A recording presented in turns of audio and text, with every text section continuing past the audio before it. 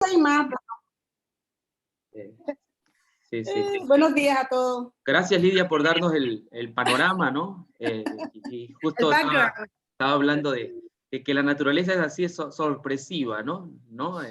De un momento a otro puede cambiar, está haciendo calor, luego hace frío, no hace nieve, así que la naturaleza nos sorprende, ¿no? Dándonos a entender, ¿no? De que, como dice Pablo en Romanos, la tierra, ¿no? Gime con dolores de parto. También la misma tierra gime con dolores de parto esperando la redención, porque donde vivimos es un sistema no convulso, deteriorado, accidentado, es donde pues hay noticias no malas, la gente se enferma, violencia, encima tenemos la naturaleza que es inestable, revienta por ahí un volcán, hay deslaves, hay huracanes, hace poco nomás aquí en el Pacífico, ¿no? De la parte de Chile, creo que también Perú, ¿no? El mar también tuvo algunas complicaciones, ¿no? Se hablaba de tsunamis, y bueno, siempre hemos estado viviendo en situaciones así, ¿no? No siempre. Lo que recuerdo de niño, siempre he escuchado, ¿no? Cómo avasalla en ocasiones la naturaleza. Recuerdo el terremoto de Japón, ¿no? Recuerdo el terremoto de México, creo que 87, 84, el terremoto de Perú, donde una ciudad quedó sepultada. Actualmente ahí hay un cementerio, ¿no? Hemos vivido el fenómeno del niño que se vive cada 4 años. Es tremendo, ¿no? Lugares donde no hay agua y de pronto aparece agua en abundancia, se lleva casas y todo así. Es decir, todo eso nos da a entender que vivimos en un planeta averiado, ¿no?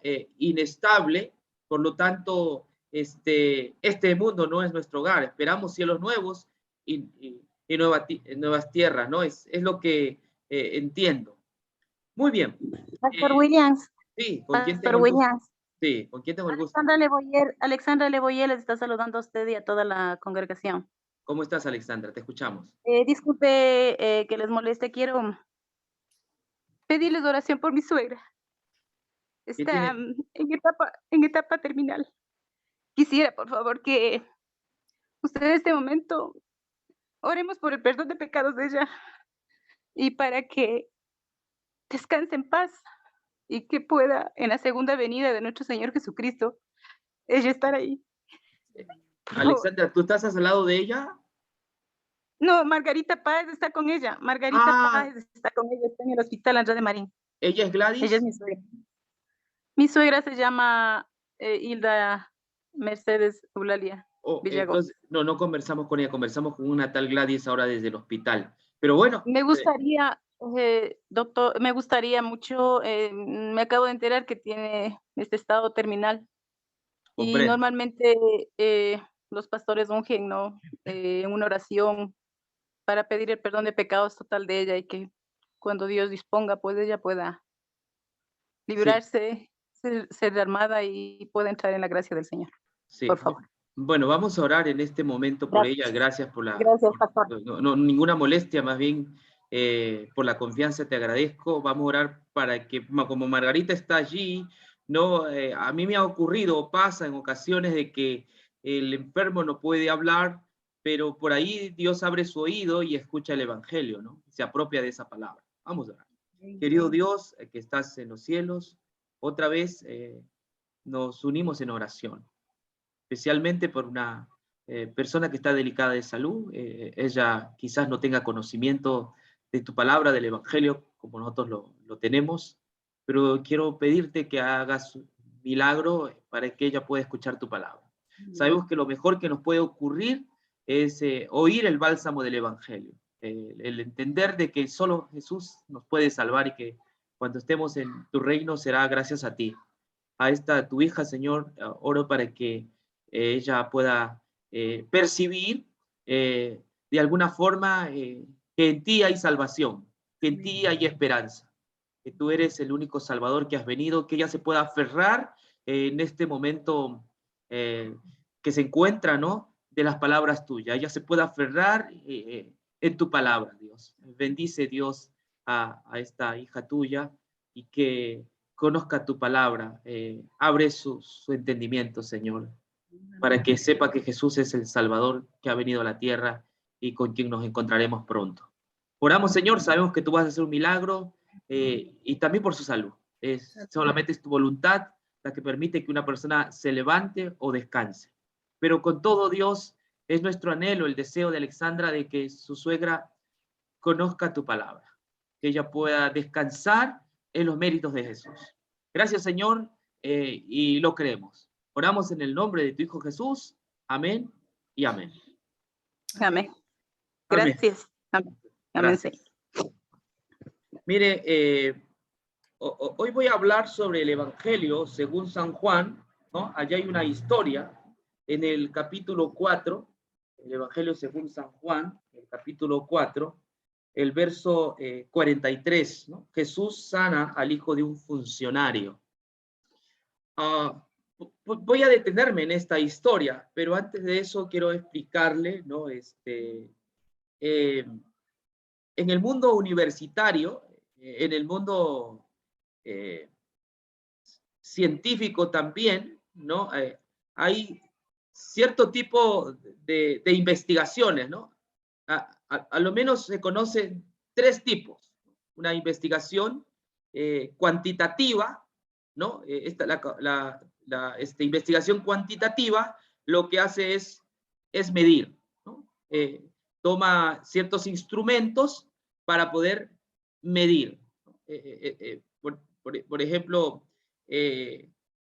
pues se mide el peso, ¿no? Se está midiendo, se mide el peso, y para eso hay un instrumento que mide el peso. Se mide también la temperatura, y para eso hay un instrumento que mide la temperatura.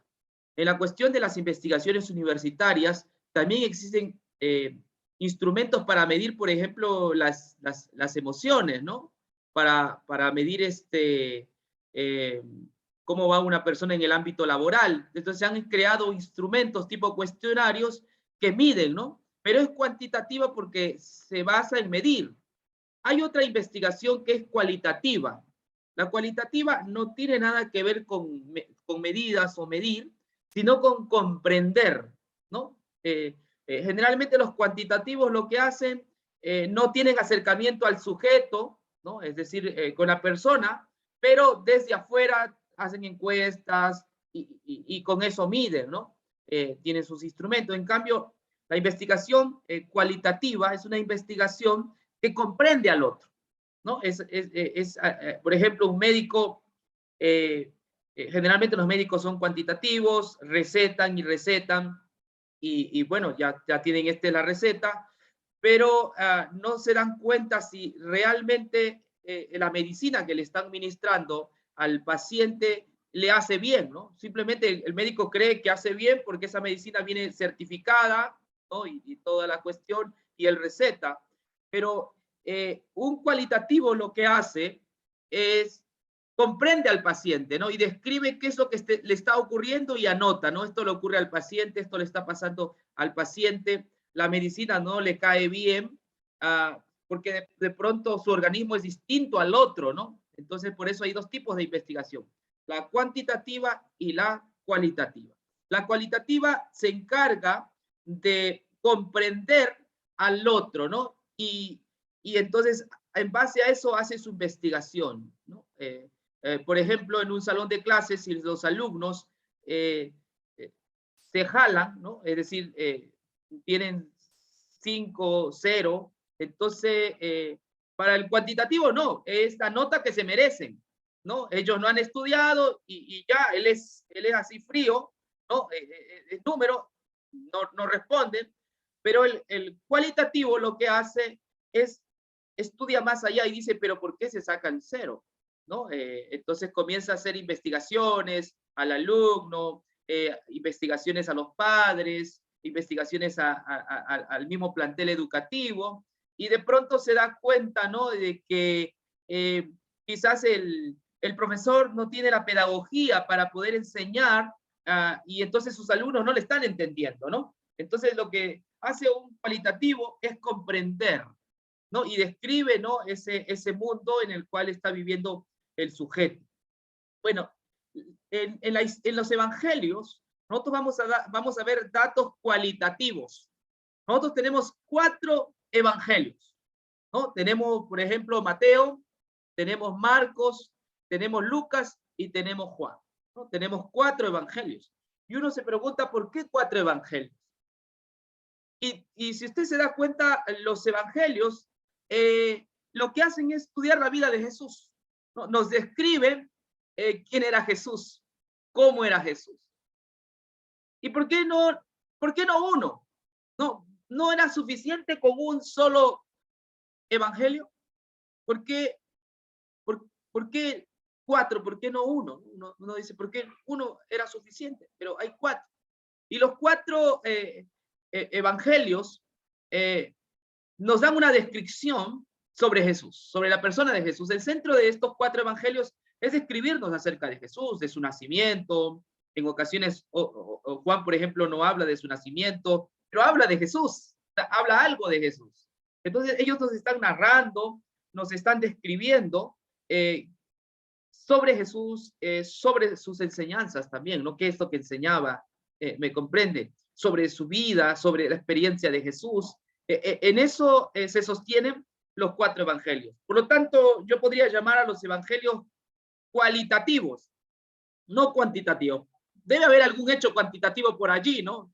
Sí, debe haber algún hecho cuantitativo, pero son más cualitativos porque están describiéndonos cómo es Jesús. La descripción de estos evangelios es una descripción de la persona de Jesús. Se centran en Jesús. ¿Cuál periodistas cuando van, ¿no? a observar algo, ¿no? O a entrevistar a alguien, entonces ellos comienzan a describirnos, ¿no? A esa persona que están entrevistando, si estaba nerviosa, si se contradecía, o era ameno hablar con él, ¿no? Entonces nosotros vemos en los evangelios una descripción de Jesús en sus diferentes facetas. Entonces, lamentablemente algunos sacan de los evangelios moralejas, ¿no? Para nosotros, ¿no? Algunas recomendaciones para nosotros. No, los evangelios no tratan de eso. Los evangelios tratan de describirnos quién es Jesús. Hablan acerca de Jesús, ¿no? El tema de estos 4 evangelistas es Jesús. Ahora, ¿por qué 4? Porque los seres humanos tenemos diferentes miradas, ¿entiende? Usted cuando va a los 4 evangelios, usted va a ver diferentes miradas, ¿no? Porque así somos los seres humanos, somos variados, ¿no? De pronto, si yo le dijera, hay un accidente, ¿no? Si yo le preguntara, descríbeme el accidente, usted me va a decir, bueno, había sangre en el piso. Otro me dirá, se cortó la mano. Otro me dirá, fue un choque. Otro me dirá, se centrará en el auto, ¿no? El auto estaba hecho pedazos. Porque los seres humanos somos variantes, ¿no? Y entonces una misma historia la podemos contar desde nuestra mirada. Y no está mal. No está mal, por supuesto que eso está bien. Y eso ocurre en los evangelios, ¿no? Hay diferentes miradas. Por ejemplo, por allí un evangelio nos dice que era ciego, un ciego. Otro evangelio no, eran 2 ciegos, ¿no? Así, entonces los ateos dicen, ve, la Biblia se contradice. Uno dice que era un ciego y el otro dice que eran 2 ciegos. No, simplemente es la mirada. Uno de ellos decide contarnos sobre un ciego y el otro nos decide contar sobre los 2 ciegos. Así que son perspectivas, no hay ninguna contradicción porque así somos los seres humanos, nos llama la atención algo y comenzamos a describir eso, algo que nos llama la atención. En todo caso, en cada evangelio hay algo que aprender sobre Jesús. Bajo estos parámetros, vamos a ver Juan, el capítulo 4, el verso 43. Jesús sana al hijo de un funcionario. ¿Por qué les contaba esto? Porque esta historia ha sido contada por otros evangelistas y quizás desde otro ángulo, ¿no? Pero la historia es la misma, solo que Juan le da otro matiz, ¿no? A esta historia. Juan le da otro matiz, para mí muy vívido, ¿no? Y bello también, ¿no? El matiz que Juan le da a esta historia que está en Lucas, ¿no? Que está también en Marcos. Vamos a ver qué es lo que dice la historia. Dice así. Pasados los 2 días, Jesús siguió camino a Galilea. Él mismo había declarado que un profeta no recibe honra en su propio pueblo. Sin embargo, los galileos lo recibieron bien, porque había estado en Jerusalén durante la celebración de la Pascua y habían visto todo lo que él hizo allí. En su paso por Galilea, Jesús llegó a Caná, donde había convertido el agua en vino. Cerca de allí, en Capernaum, había un funcionario de gobierno que tenía un hijo muy enfermo. Cuando supo que Jesús había ido de Judea a Galilea, fue a verlo y le rogó que se dirigiera a Capernaum para sanar a su hijo, quien estaba al borde de la muerte. Juan describe, ¿no? Y creo que Juan es mucho más riguroso y exacto. Otros se centran en la historia. Juan proporciona más información a esta historia, ¿no? Esta historia es conocida como el centurión romano, ¿no? Pero Juan nos describe el trajín que Jesús estaba haciendo mucho antes de encontrarse con este funcionario, ¿no? Nos dice que pasados los 2 días, Jesús siguió camino a Galilea. Él mismo había declarado que un profeta no recibe honra en su propio pueblo. Sin embargo, los galileos lo recibieron también, ¿no? Juan narra, ¿no?, que aunque Jesús había dicho que uno no es profeta en su propia tierra, dice que los galileos lo habían recibido muy bien, ¿no? Le habían abierto las puertas a Jesús. ¿Y por qué razón? El texto no menciona que dice porque había estado en Jerusalén ellos durante la celebración de la Pascua y habían visto todo lo que él hizo ahí. ¿Se acuerdan que había hecho Jesús en Jerusalén? ¿Alguien se acuerda? En una celebración de la Pascua dice que los galileos, ¿no?, vieron todo lo que había hecho Jesús, que les llamó la atención, ¿no? Le tuvieron más confianza. Y esto es fruto de una hazaña que Jesús había hecho. Pero ¿cuál era esa hazaña que Jesús había hecho en Jerusalén? ¿Ah? Convirtió el agua en vino. No, eso no fue en Jerusalén. Espera, a ver. Acá leí yo recién, espera. A ver. Él convirtió el agua en vino en Galilea, en Caná. Sí, no, perdón, me equivoqué. Sí, no te preocupes. Cuando echó los mercaderes del templo o algo así. Sí, correcto. Eso les había llamado la atención, ¿no? Sí, porque ahí Jesús mostró autoridad, ¿no? O sea, Jesús no era un rabino ahí sencillo, aunque era sencillo, no hay duda, pero así medio cohibido, me comprende, que hablaba palabras así suavecitas. No era afeminado, como lo pintan en los cuadros. Un Jesús más o menos, sí, no. Carita linda. Exacto, Jesús tenía autoridad. Sí, Jesús era autoridad, era humilde, pero ser humilde no significa no tener autoridad cuando hay que ejercerla, ¿no? Así que Jesús tenía autoridad y ahí demostró su autoridad. Nadie había hecho eso, ¿no? Los judíos se habían vuelto corruptos, ¿no? Ahí había una explotación de la fe, ¿no? Estaban traficando con la fe, no con drogas, ellos estaban traficando con la fe, ¿me comprende? Porque si usted se da cuenta, en Juan, el capítulo 2, no, habían animales en el templo. Se supone que los judíos tenían que traer sus animales al templo, pero ellos dijeron, no, hay un buen negocio aquí, mejor vendamos para que la gente ya no traiga animales, entonces aquí pongamos estanes de animales. Entonces había todo tipo de animales.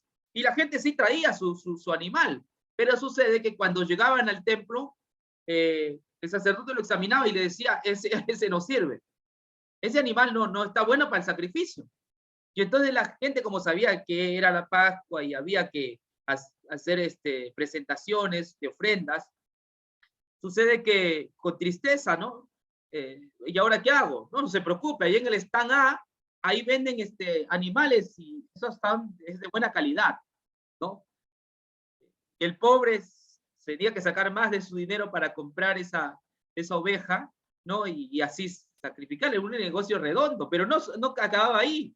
Se supone que como ellos venían de otros lares, traían una moneda extranjera. Entonces, hasta había cambistas. No, esa moneda aquí en Jerusalén no se acepta. Aquí son blancas. No, se acepta otro tipo de moneda. Es moneda inmunda. Pero habían cambistas, ¿no? Y entonces, en realidad, el afectado era el pueblo, ¿no? El afectado era el pueblo. Tremendo negociazo que tenían los judíos allí en Jerusalén. Yo le llamo tráfico de fe. Estaban traficando con la fe. Era tremendo. Si yo le describo, creo que en mi libro, aquí, si ustedes se acuerdan de este librito, ¿no? Ahí está, ¿no? Entonces, era un tráfico de fe, ¿no? Pero Jesús se da cuenta de esa situación, ¿no? Y como un profeta del Antiguo Testamento, me hace acordar a Elías, ¿no? Está con la espada desenvainada, ¿no? Y Jesús arroja los animales, arroja a los cambistas, a esos vendedores, y comienza con esta frase: mi casa será llamada casa de oración.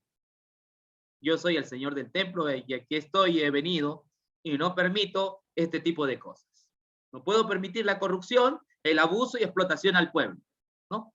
Entonces, la gente de otras latitudes, porque era una Pascua, quedaron maravillados con Jesús, ¿no? Entonces,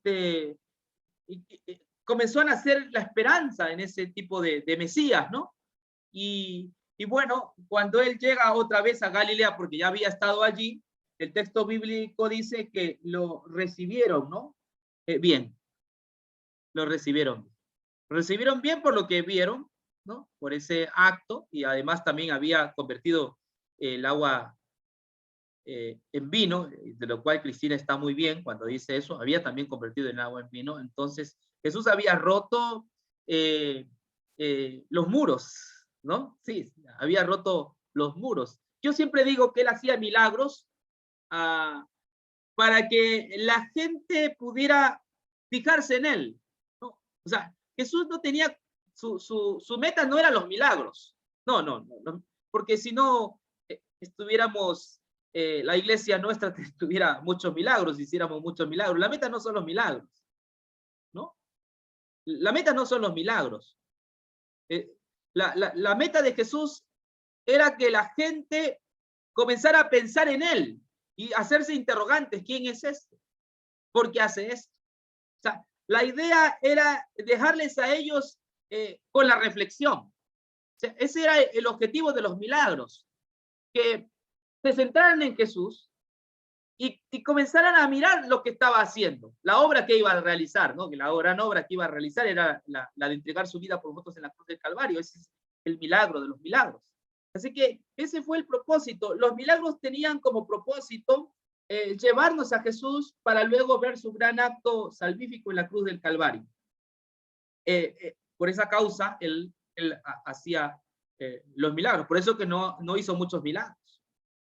Por ejemplo, allí en el estanque de Bethesda había muchos enfermos. ¿Y a cuántos sanó? Pregunto, había muchos enfermos y con enfermedades mucho más graves quizás que el paralítico de Bethesda. Pero ¿por qué no sanó a todos? Como hacen hoy día ciertas iglesias, ¿no? Y votan y sana, levántate, sana. No, Jesús no hacía muchos milagros. Es más, si yo anoto los milagros de Jesús registrados por los evangelios, son pocos. Juan aquí va a describir 7 milagros. No fueron muchos. Porque los milagros tenían otro objetivo, no de centrarse en los milagros, sino en la persona que los hace. Y de ahí van a nacer las interrogantes y las reflexiones. ¿Quién es este? ¿A qué ha venido? ¿No? Estaba llamando la atención. Entonces, aquí vemos nosotros que los galileos reciben bien a Jesús, dice así, ¿no?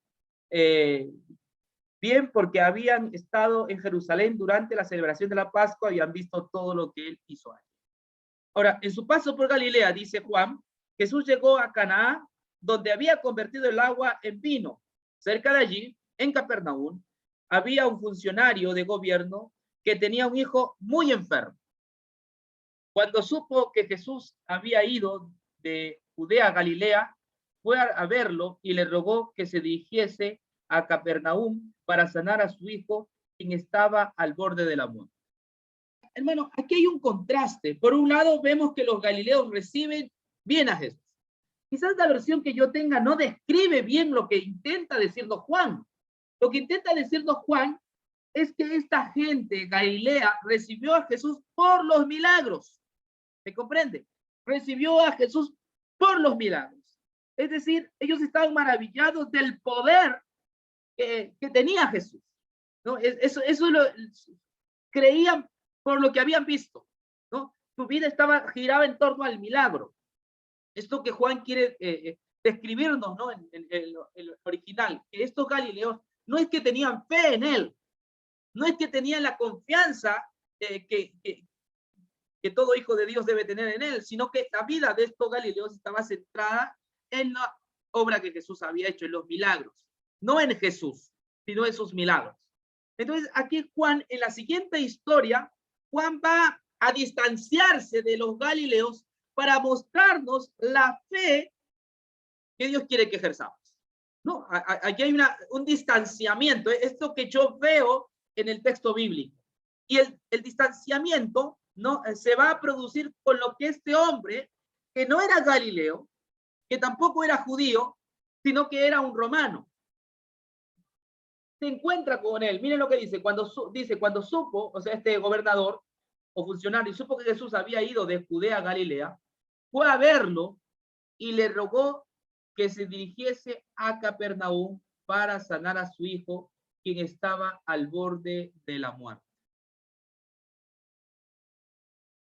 Jesús estaba tocando también otros corazones, gente de otras nacionalidades, extranjeros. Este era un alto funcionario. En otra versión dice que era el centurión romano. En otra versión dice que él mandó a uno de sus soldados, ¿no? O sirvientes. Juan no lo percibe de esa manera. Juan nos dice que el centurión o este funcionario se acerca a Jesús, ¿no? Y le pide algo, ¿no? Fue a verlo y le rogó que se dirigiese a Capernaum para sanar a su hijo, quien estaba al borde de la muerte, ¿no? Se acerca a Jesús, según la versión juanina, ¿no? Y le ruega que vaya a Capernaum a que sane a su hijo porque está al borde de la muerte. Está en cama UCI, ¿no? Está con respiración artificial, ¿no? Está en cuidados intensivos. No está pasándola bien el hijo del centurión. Joven, probablemente de 20 años, 22 años. No nos dice qué enfermedad tenía, pero lo que sí nos dice es que la enfermedad que tenía lo estaba llevando prácticamente al borde de la muerte. Su hijo estaba por perecer. Él, muy preocupado, seguramente había escuchado de las hazañas de Jesús. Entonces va a donde Jesús. Sabe que Jesús le puede solucionar esta situación, no dolorosa y triste para él. Se acerca y el texto dice, le ruega. Le ruega a Jesús, le ruega para que vaya y sane a su hijo, quien estaba al borde de la muerte. Jesús le hace una pregunta. Miren la pregunta de Jesús, el verso. ¿Acaso nunca van a creer en mí a menos que vean señales, milagros y maravillas? ¿No? ¿Acaso nunca van a creer en mí a menos que vean señales, milagros y maravillas? Aquí es donde Jesús quiere hacer lo que yo les llamo el distanciamiento, ¿no? Con el tema de los galileos. Los galileos estaban con él, lo recibieron bien por los milagros, por las señales. ¿Me comprende? Por las señales y los milagros. ¿Ya? Estos galileos vieron muchos milagros de Jesús. Jesús hizo muchos milagros en esas aldeas. Así que, pero ellos no seguían a Jesús. Ellos seguían a los milagros. Lo que les interesaba es los milagros. Aquí hay un superhéroe, ¿no? Yo no estoy por su persona, yo estoy porque es superhéroe, por las hazañas que hace, por las obras que hace. Entonces ellos estaban encantados con esto que Jesús tenía, ¿no? Y entonces hace esta pregunta que también es válida para nosotros. ¿acaso nunca van a creer en mí? A menos que vean señales, milagros y maravillas. A menos que vean milagros. ¿Acaso nunca van a creer en mí? ¿Ok? Ellos creían en él por los milagros y maravillas. Porque convirtió el agua en vino. Y el texto dice que muchos creyeron. Porque vieron lo que Jesús hizo en la Pascua y por eso creyeron. ¿No? Había una mala interpretación de la fe de parte de la gente que miraba, observaba los milagros de Jesús. Realmente no creían en él. ¿Se acuerdan años más tarde, ¿no? O días más tarde, o meses más tarde, Jesús hizo un milagro mucho más grande, alimentó a más de 5,000 personas en un desierto. Y mucha gente creyó, dice el texto bíblico, en él, pero también el mismo texto dice que Jesús, cuando se vuelve a encontrar con ellos, ustedes vienen por la comida y por lo que yo les he dado, ¿no? Y ahí comienza a decirles que su carne es verdadera comida, su sangre es verdadera bebida, y muchos lo dejaron. Y entonces ahí habla Pedro, y ¿ustedes también se quieren ir? Pedro le dice, no, Señor, si tú solo tienes palabras de vida eterna, nosotros no nos vamos a ir. Entonces, aquí vemos nosotros que Jesús hace esta pregunta para que la gente se dé cuenta, y nosotros también, ¿no? Que nuestra fe no debe estar basada en lo que Él me dio la salud, me da dinero, me da trabajo, me da una profesión, y si no me da, entonces no creo. Si estoy enfermo, no creo. Si es que paso necesidad, no creo. Sí, eso sería lo contrario, ¿no? Hay mucha gente que su fe está puesta en las bendiciones de Dios. O sea, yo creo en ti porque recibo, ¿no? Cosas. Y es como que un hijo esté contigo, no porque tú le das cosas. No, tú le das educación, tú le das vestimenta, aunque los padres debemos dárselo, y Dios hace eso también por nosotros, sin duda alguna, pero no sería correcto, no sería lo más indicado. Entonces, aquí va a haber Juan quiere enseñarnos dónde debe estar puesta nuestra fe, ¿no? Muy bien, luego de esto, sigue hablando ahora el centurión. El siguiente verso dice, Señor, por favor, suplicó el funcionario, ven ahora mismo antes de que mi hijito se muera. Su necesidad era bastante, ¿no? Le suplica otra vez este funcionario, le dice, Señor, ven, por favor, ven, que mi hijo muere. Ven, que mi hijo muere. Fíjese lo que Jesús hace, ¿no? Es frío Jesús. Jesús le dice, vuelve a tu casa. ¿Tu hijo? ¿Qué dice ahí en su versión? Vuelve a tu casa. ¿Qué dice en su versión de ustedes? El verso 50. Vive. Tu hijo vive. Claro. No vive. En mi versión dice vivirá, ¿no? Creo que la versión de ustedes es la correcta, ¿no? Tu hijo vive. Amén. Tu hijo vive. Pero, Sí. pero ahí vive. ¿Pero cómo? Si no ha sido. No, pero no ha sido. O sea, yo te estoy diciendo que vayas, ¿no? Que vayas. Pero, ¿cómo me estás diciendo? O sea, nace la interrogante, ¿no? Pero, ¿cómo me dices tu hijo vive?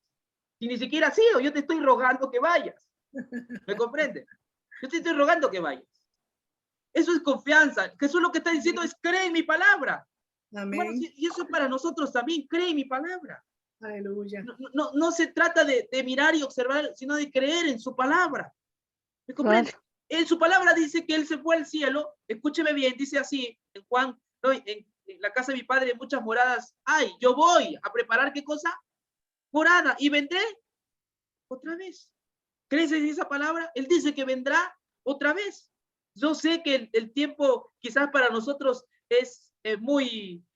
el tiempo ya te dice, bueno, mucho tiempo y el Señor no viene, ¿no?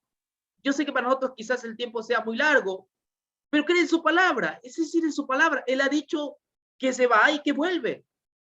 ¿Me comprende? Y así no nos esté ocurriendo nada, no veamos nada. La fe es aquella que se aferra a aquello que no ve, tiene la convicción en esto. Jesús aquí está dándonos lo que es la fe y lo que Él quiere de nosotros. Entonces, sí, van a ser interrogantes posiblemente, ¿no? Pero aquí no vemos nosotros. Miren, vuelve a tu casa, tu hijo vive. Dice así, y el hombre creyó lo que Jesús le dijo y emprendió el regreso a su casa. Qué hermoso. Y el hombre creyó, o sea, es su palabra. Creo en tu palabra. Creo lo que tú dices.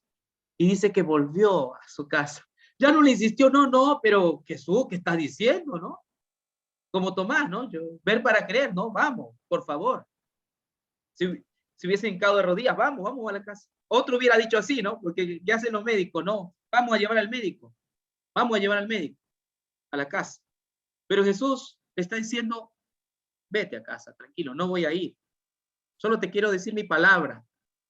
Ve que tu hijo vive. Y la respuesta de este señor, que no era judío, que no tenía nada que ver con la fe, dice que el texto, él creyó en la palabra de Jesús. Mientras los galileos creían en qué? En lo que observaban, en lo que miraban. Ellos vieron y ellos creyeron en lo que miraban. Lo que miraban. ¿Sí? Mire, hay ocasiones en las cuales Jesús va. ¿Se acuerdan cuando la suegra de Pedro se enfermó? Pedro le dijo, mi suegra está enferma, gravemente enferma. Jesús fue. ¿Me entiende? En esta ocasión él no quiso ir. Porque cada cosa que Jesús hace, siempre hay una lección. No se olviden que es nuestro Salvador, pero es maestro. Es genial. Con Lázaro se tardó, no fue inmediatamente. Exactamente, con Lázaro se tardó. O sea, cada cosa que Jesús hace tiene un referente, tiene una enseñanza. Es algo que debemos anotar en los evangelios a la hora que leamos. No es pasar la página a la carrera, ¿no? Sino detenernos a pensar. El mismo evangelista Juan hace énfasis en esto, ¿no? O sea, hay teología detrás de toda esta historia, ¿no? Es maravillosa. Entonces, este hombre se aferró a lo que el Señor le había dicho. Y esta mañana quiero decirles una cosa, hermanos. El Señor también ha hablado hace 2000 años atrás. Y una de sus últimas palabras fue en la cruz. ¿Se acuerdan qué dijo en la cruz, hermana Norma? ¿Cuál fue su Perdónalo. Perdónalo. No, pero el último suspiro, ¿cuál fue? Perdónalos porque no saben lo que hacen. Hecho está. Hecho está, consumado es. Consumado. Esa es su palabra. ¿Quién lo vio? Yo no vi a Jesús decir esas palabras. Y tampoco quizás no entienda qué es eso, pero él dice consumado es. Significa que algo ha sido terminado. Entonces yo debo preguntarme, ¿qué ha terminado Jesús? ¿Qué ha acabado? Él dijo consumado es, terminado es. Esas palabras de Jesús son palabras que tienen un cargamento, ¿no? De oportunidades para nosotros, de esperanza para nosotros. Consumado es, quiere decir que hecho está, que todo lo que tiene que hacerse con respecto a nuestra salvación lo ha hecho Él. Consumado es, quiere decir que está salvado, que todo lo que Adán había perdido nos es devuelto por medio de Jesucristo, está hecho. ¿Por qué estamos viviendo siempre en conflictos? Me salvaré, no me salvaré, me salvaré, no me salvaré. Cuando Jesús ya dijo su palabra, consumado es. Esta mañana quiero decirte, hermano, regresa a tu casa, que tú ya vives. Regresa a tu casa, que ya vives. Ya vives. Ya Él ha dado su palabra, que estamos salvos, que ya vivimos por Él. Vivimos porque Él murió por nosotros y resucitó para darnos esa esperanza gloriosa de que ese sacrificio fue perfecto. Entonces, aquí nosotros podemos ver una imagen del plan de salvación, porque eso es el plan de salvación. Usted no vio a Jesús morir en la cruz, usted no vio a Jesús cargar con la cruz, no vio los clavos, usted no vio la espina, pero creemos en algo que no hemos visto. Y tenemos la convicción, hermanos, que nuestra salvación es cierta, es segura. Eso es lo que Jesús está... Porque Él sabía que se iba a demorar, de verdad. Para nosotros eso es una demora, para Él no. Él sabía que se iba a demorar. Y hay gente que ya colgó, ¿no? no, esto que va a venir, ya no creo en la Biblia, no viene. Esos cristianos, ¿no? Y así reniegan de la fe. No, hermanos, Él ha dicho, consumado es, y yo creo que ya está consumado. Me aferro a sus palabras y espero que Él venga, porque así lo ha dicho. Vendré otra vez y os llevaré. ¿Me comprende? Vendré otra vez y os llevaré. Es su palabra. Finalmente, fíjese lo que dice aquí. Vuelve a tu casa y tu hijo vivirá. El hombre creyó lo que Jesús le dijo y emprendió el regreso a su casa. ¿Se volvió? Emprendió el regreso a su casa. Y fíjense lo que pasa. Mientras el funcionario iba en camino, algunos de sus sirvientes salieron a su encuentro con la noticia de que su hijo estaba vivo y sano. Entonces le salieron a tu hijo está vivo y está sano. ¿Qué interrogantes o qué cosas no habría por la cabeza de este hombre, no? Mientras el funcionario iba en el camino, dice, les preguntó, ¿a qué hora el niño había comenzado a mejorar? Y ellos le contestaron, ayer, a la 1 de la tarde, la fiebre de pronto se le fue. Entonces el padre se dio cuenta de que la sanidad había ocurrido en el mismo instante que Jesús le había dicho, tu hijo vive. Hermano querido, ahí está la situación. La palabra de Jesús sale y no es una palabra que no se cumple, sino que se cumple. Y dice que esto, cuando averiguó la hora, en el mismo momento que le dijo, tu hijo está sano, en ese mismo momento había ocurrido el milagro. Qué poderosa palabra. Es decir, no fue un proceso de poco a poco, ¿no? Fue un acto instantáneo. Jesús dijo y ese joven se sanó. O sea, un acto así. Y así también la salvación. La salvación no es un acto, hermano, poco a poco que nos va salvando, nos va transformando, va cambiando nuestro carácter, ¿no? Y que día, noche tras noche, que Dios va haciendo un acto evolucionista, ¿no? Así como la teoría de la evolución, ¿no? Y vas mutando, y vas siendo, de ser un bicho, un chimpancé, si un chimpancé se te caen los pelos, ¿no? Luego la joroba, y bueno, aparece el hombre, el Homo sapiens, ¿no? Así no es la salvación.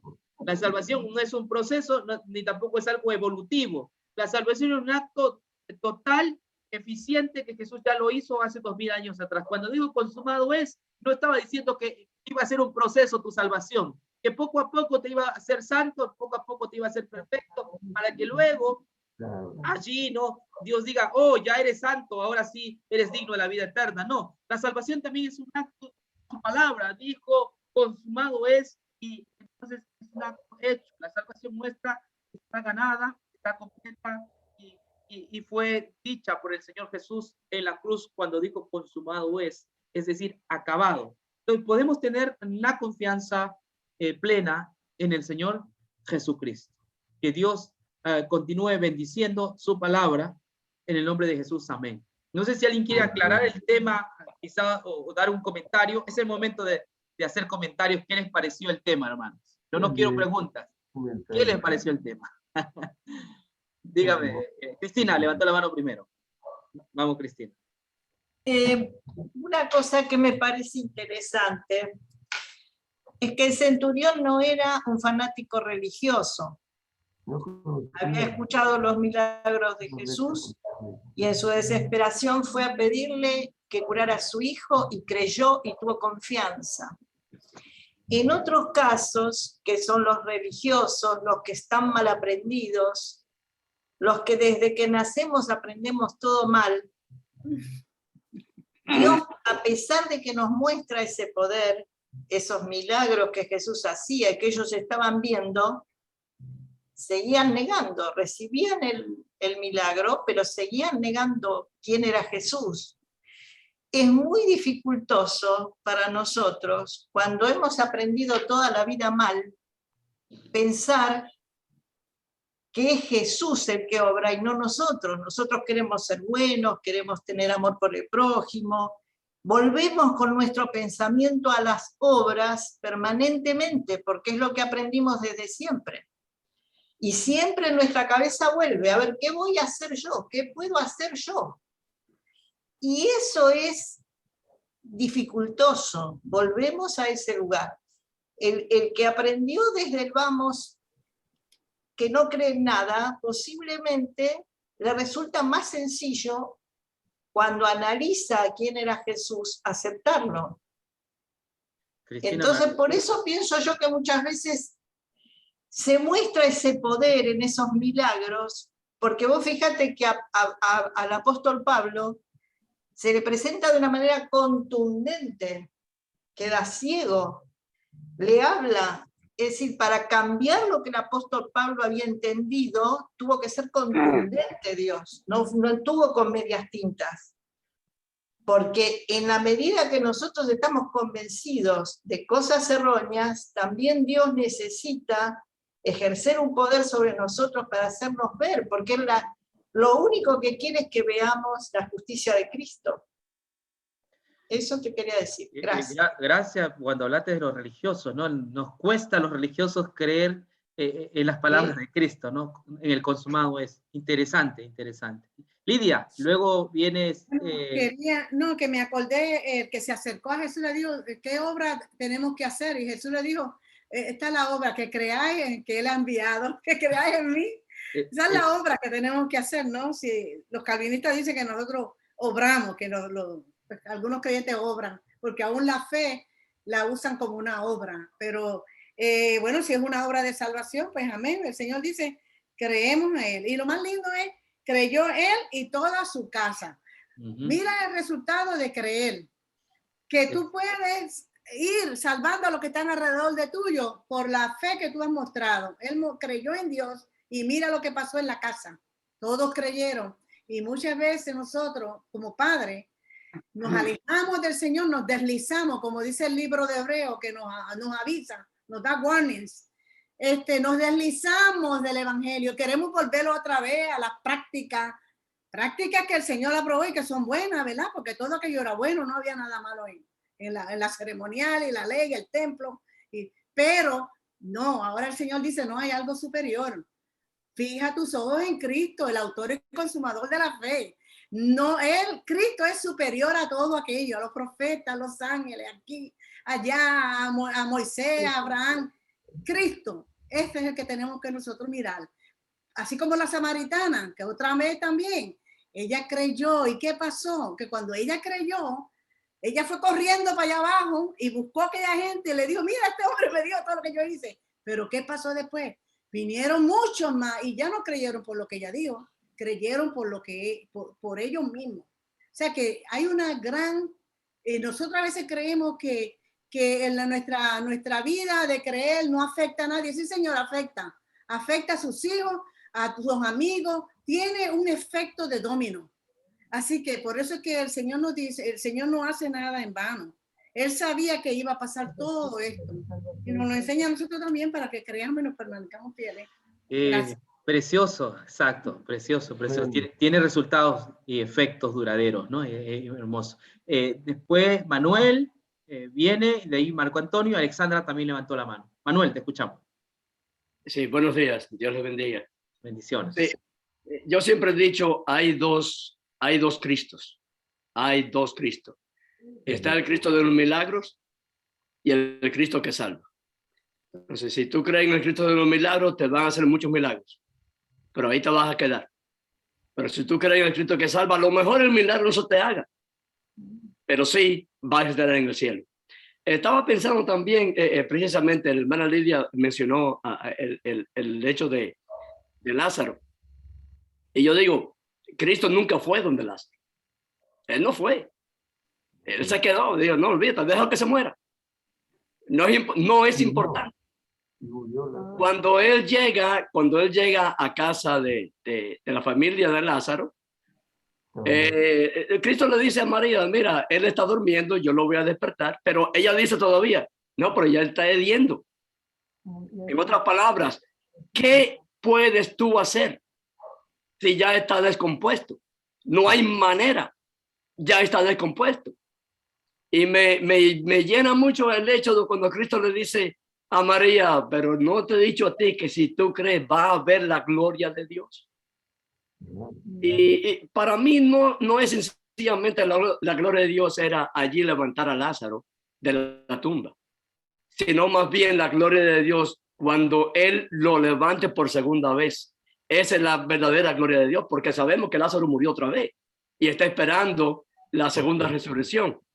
Así que yo creo que esa es la gloria de Dios que todos nosotros queremos tener, que queremos ver. No es sencillamente la gloria de Dios de que Cristo convirtió el agua en vino, o que Él levantó un muerto, o que Él sanó cuántas personas hay.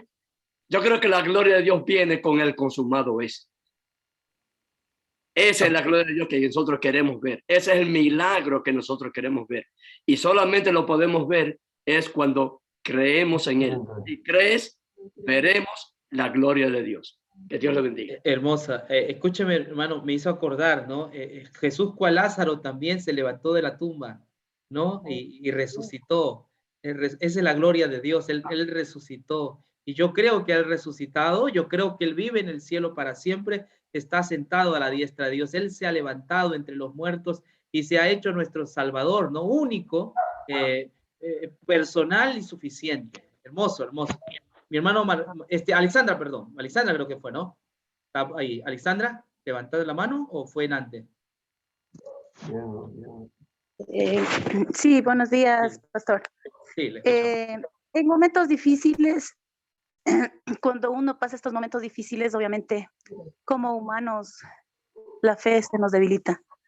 Pero qué necesario es volver a escuchar este mensaje de nuestro Padre amado al momento que dice consumado es. Porque ese instante nos está diciendo que Él murió por nosotros y que nunca debemos olvidar que Él ya nos salvó y que esperaremos con ese amor y con esa esperanza y esa gratitud que cuando Él venga nos veremos todos por segunda vez con nuestros familiares y seremos felices con Él. Creo que ese es un mensaje muy hermoso y esa palabra consumado es, debe ser la fe que cada uno de nosotros nos haga luchar día a día por llegar a ese momento y por ser salvados por nuestro Padre. Amén. Gracias. Amén, Alexandra. Amén. Esa es la esperanza bendita, ¿no? Que Jesús nos ha ganado. Pastor Marco Antonio, te escuchamos. Gracias. A ver, quiero hacer algunas puntualizaciones en relación a lo que usted dijo al principio sobre los evangelios. 4 evangelios.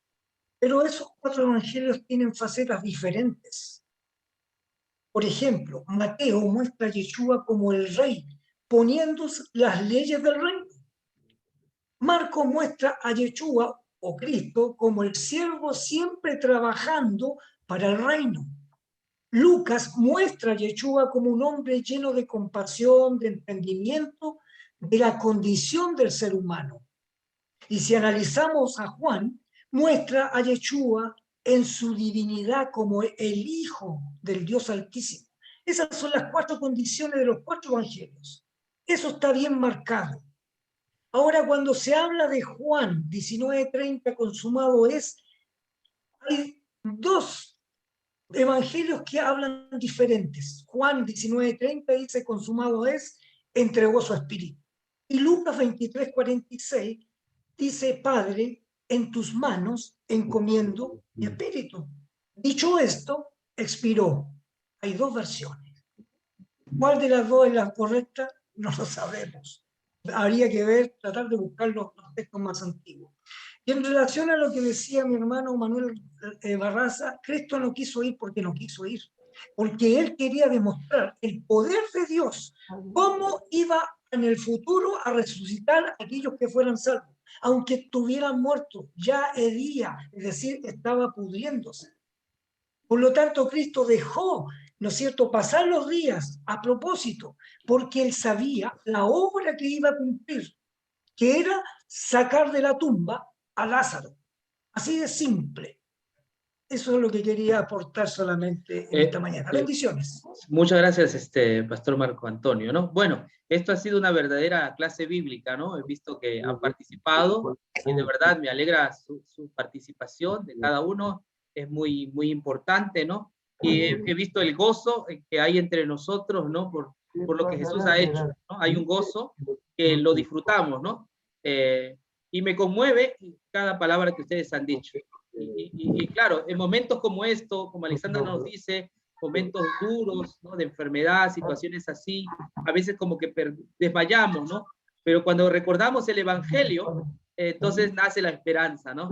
Y yo creo que Pablo, cuando escribía a los corintios o tesalonicenses, Pablo pues hablaba, ¿no? Si creemos que Jesús murió y resucitó, Él también traerá con nosotros a los que murieron en Él o descansaron en Él, ¿no?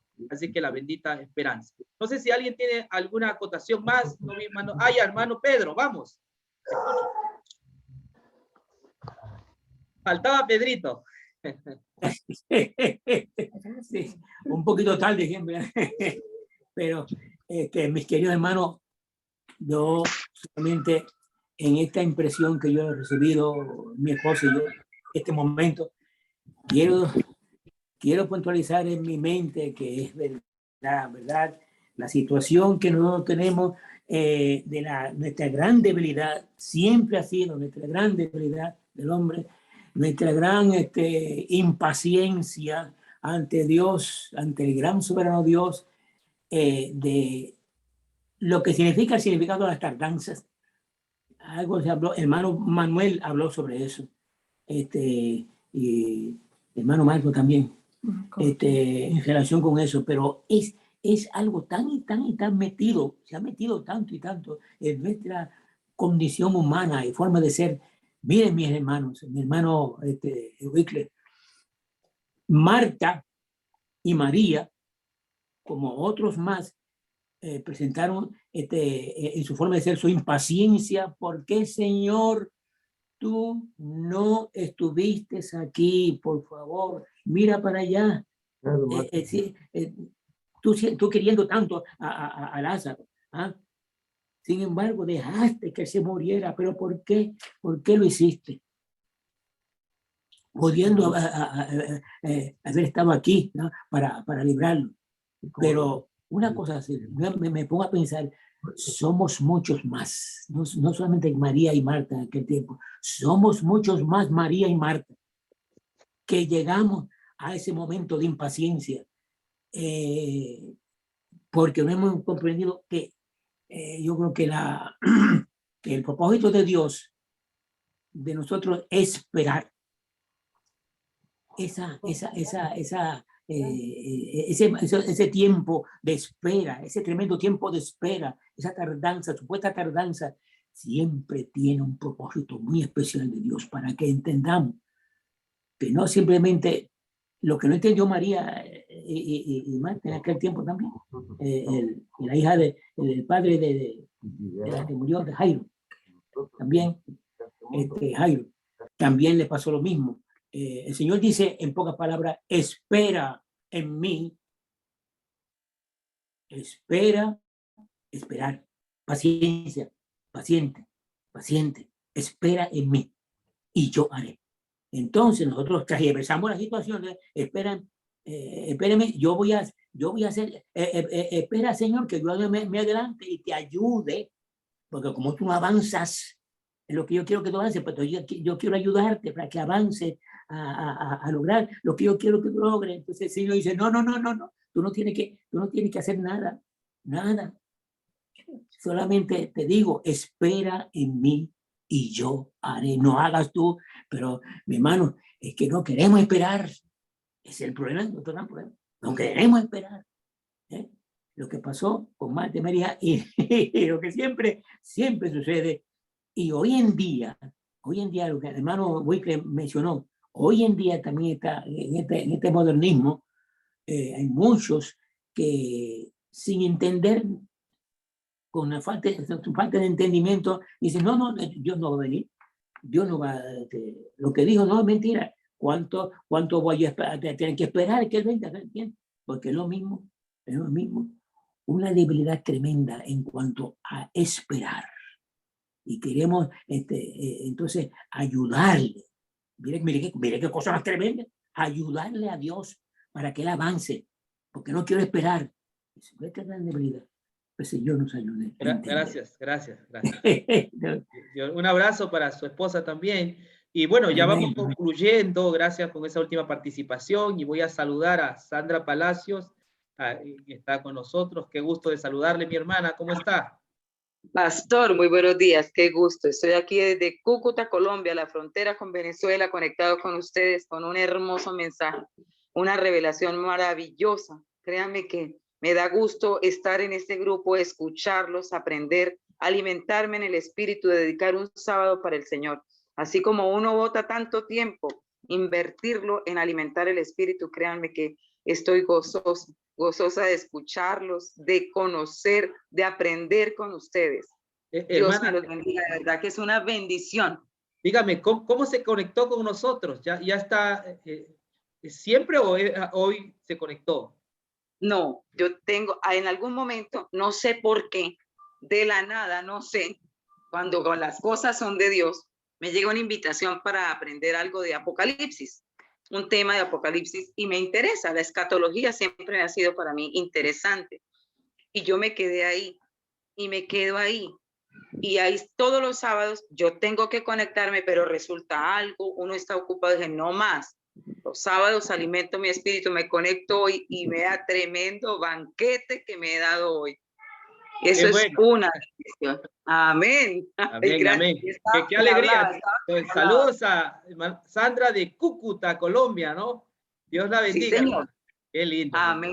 Al lado Gracias. tuyo hay otra colombiana, Marlene. ¿Cómo estás? Dios te bendiga. Marlene. Pastor, sí, escuchándole a la hermana, pues, wow, qué especial como es Dios, que llegó el evangelio a su oído y le conmueve su corazón. Solamente, pues, mi hermana animándola a que siga adelante creyendo en su palabra, ¿no? El mensaje de hoy muy interesante. Todo lo que hace Dios lo hace con propósito y es nuestra salvación. Así que llegó allí, fue con ese propósito. Saludos a Cúcuta, por ahí tengo a mi familia también. Así que Dios la bendiga. Con gusto. Ok. Muy bien, también está por ahí María Rubelia, está Daniela Páez, Fior, no sé quién es Fior, debe ser la esposa del hermano de Rabasa, no sé si sea. Sí, es mi esposa, está en casa de su madre hoy. Ah, qué lindo, está bien. Y tenemos a nuestro hermano Rodolfo Amigo, Dios lo bendiga, hermano Rodolfo, antes lo saludé, pero perdimos comunicación, pero qué alegría verlo otra vez. Debe estar en el trabajo, el hermano está en el trabajo, ¿no? Muy bien, hermanos, vamos a terminar este primer segmento con la siguiente canción, y luego tenemos 5 minutos de receso donde podemos saludarnos, ¿le parece? No sé de quién es su cumpleaños. Si fuera el cumpleaños de alguien, me avisa para festejarlo, ¿no? Sí, vamos con la canción, vamos a escuchar esta música.